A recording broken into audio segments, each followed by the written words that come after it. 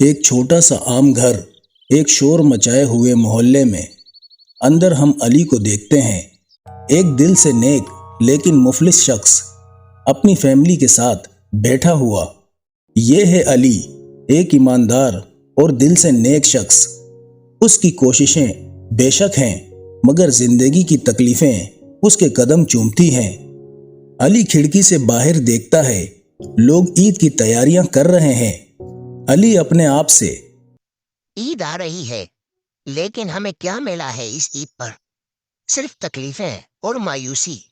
Flash back علی کے بچپن کا، جہاں وہ اپنے ماں باپ کے ساتھ عید مناتے ہوئے دکھائے جاتے ہیں جو انتقال کر چکے ہیں۔ علی، بچپن میں عید کی خوشیاں اب صرف یادیں رہ گئی ہیں۔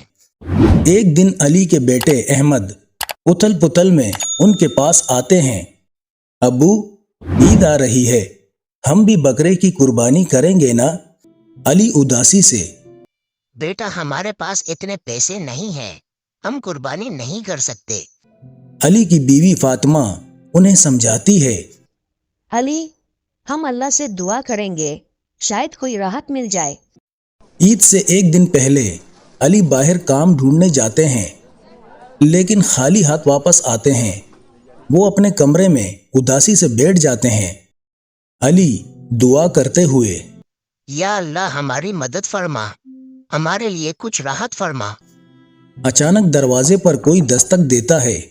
علی دروازہ کھولتا ہے اور اپنے پڑوسی مسٹر خان کو کھڑا پاتا ہے۔ علی بھائی، میں نے سنا تم قربانی کے لیے تیار نہیں ہو، میں تمہاری مدد کروں گا۔